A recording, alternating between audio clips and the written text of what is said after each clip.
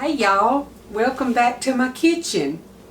It's raining outside and those rainy days make me want to bake. So today I'm going to bring y'all along for some cookies that, again, I've been making ever since I married in 1970. My friend Margaret Morris gave me this recipe many years ago. Now they're called Chinese cookies, and I don't know why they got that name. Maybe it's because a lot of things is 3 cups of this and 3 sticks of that and 3 eggs. I don't know. But that's just what we've always called them. So that's what I'm going to be making today. And once you eat some of them, you're going to be hooked. It's a pretty stiff batter, but it makes, like, according to the moon, and whether you believe it or not, when the moon is increasing, you do get a better yield on your cakes and cookies and stuff. They say you dig a fence post on the decrease of the moon, you don't have enough soil to put back in it to fill it up. Well, the increase of the moon does have something to do with the yield of your recipes. So on the increase of the moon, you get like 10 to 12 dozen nice sized little cookies. And it has quite a bit of ingredients in it, so I'm going to tell you what goes in it to start with.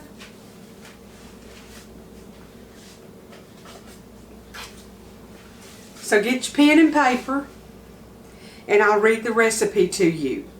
Now let me clarify something to start with. You can either put all the flour in the first part, or you can save 1 cup of flour to toss with your nuts and oatmeal and coconut and all of that. I have a really good mixer that mixes it all, so I add all of my flour at one time, but it's your choice. So here's what it calls for: 3 sticks of butter,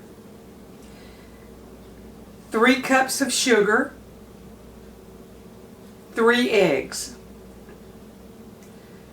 4 cups of flour, 3 teaspoons of vanilla, 3 teaspoons of baking soda, and 3/4 of a teaspoon of salt.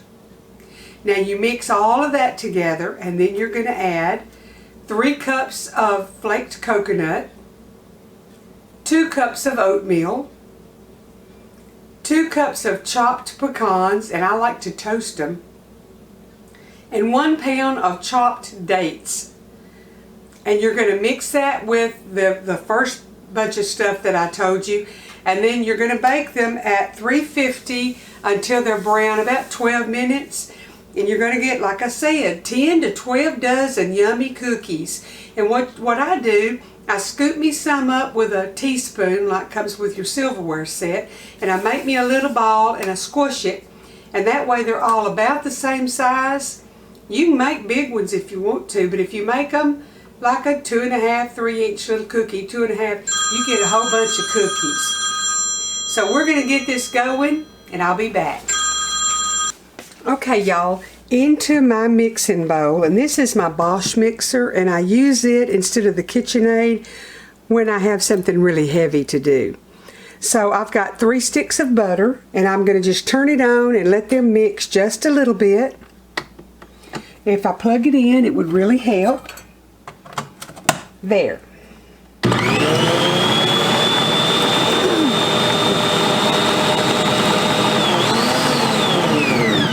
And into that, I'm going to add my 3 cups of sugar.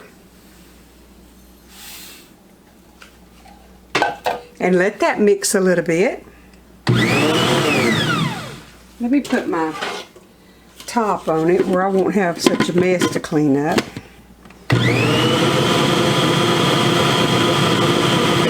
I'm going to let this cream, and then I will bring you back, and I'm going to add the eggs to it. Okay, it's incorporated pretty well, so I'm going to put my 3 eggs in, and I'm going to cream that really well, and then I'll start adding the other ingredients.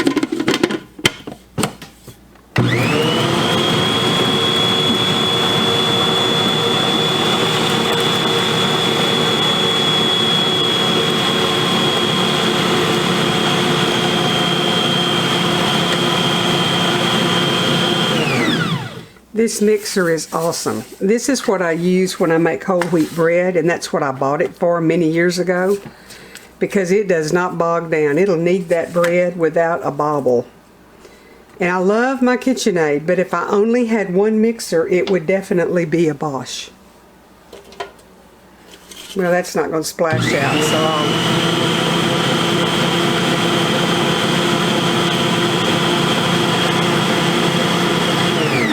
I'm going to add in my 3 teaspoons of vanilla, and it had about 3 little specks of oatmeal that fell over in it. I'm going to add in, this is my 3/4 of a teaspoon of salt and 3 teaspoons of baking soda. So I'll get that in, and I'm going to mix that real well. Okay, my soda and salt have blended well into the butter and sugar and egg mixture. So I'm fixing to start adding my 4 cups of flour, and I'm going to put the lid back on, and I'm just going to add it a little bit at a time, and I'm going to put a little bit in now, and then I'll put the lid back on and let this mix, and I will continue to add the flour until I can get it all incorporated, and then I'll add the rest of the ingredients. Mixing the flour in. Okay, y'all, I've got my flour well incorporated. So I'm going to start adding in, like, I'm going to put in my oatmeal and mix that real well. And then I'll add in the coconut, pecans, and the dates.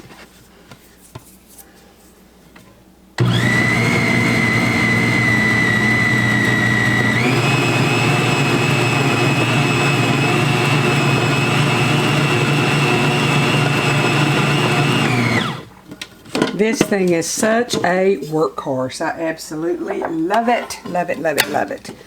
Okay. There's the coconut. I'm going to go ahead and add in my dates because it'll handle all of the mixing. That's 1 pound of chopped dates.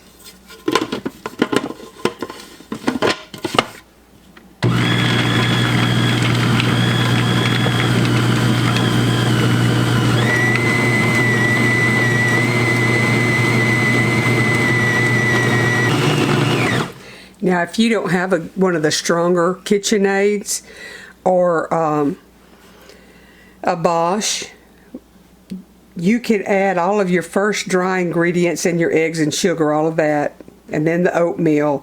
But when you get down to your coconut, dates, and pecans, you may have to get in it with your hands. My little KitchenAid would do it, but it got pretty tired. So I'm going to add in now my 2 cups of chopped pecans. And I didn't toast them. I got lazy. I was going to, but I didn't. Chopped it with my little Tupperware Power Chef. That thing is just wonderful. Before I got it, it was use that heavy food processor all the time, and this has just been wonderful for me. Okay, put my lid back on, and we'll mix all of this in.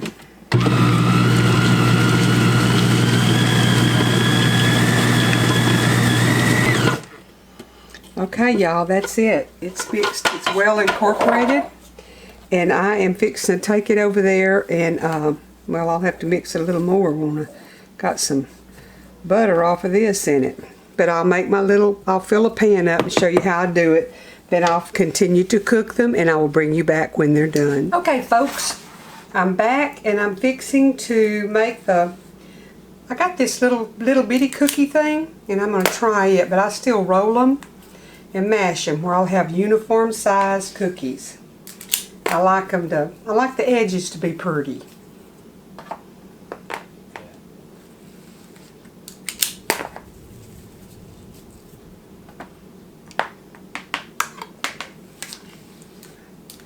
So I'm going to keep on till I get the pan filled, and I'll get them in the oven, and I'll bring you back and show you some finished cookies here in a little bit. My oven is a convection or a regular oven. There's the third pan. So I'm fixing to turn it on convection bake, and it'll cook these in about a half or a little over half the amount of time, and I can cook 3 trays at one time. So I'll bring y'all back when I'm putting cookies on the cooling rack. See, you can see the coconut and the dates and the nuts, but wait till you won't be able to taste them, but I will. They're my favorite. Okay, y'all, here is a bunch of the cookies plated up. Look at that. Isn't that wonderful? They're crispy, they're delicious. Y'all got to try this recipe. Okay, y'all. I've shared another one of our all-time family favorites that we have.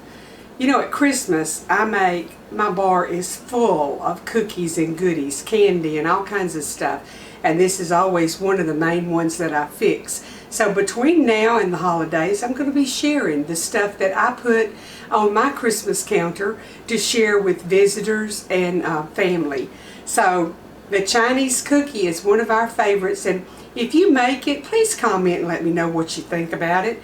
It's one of the best cookies you'll ever have in your whole life. It's wonderful.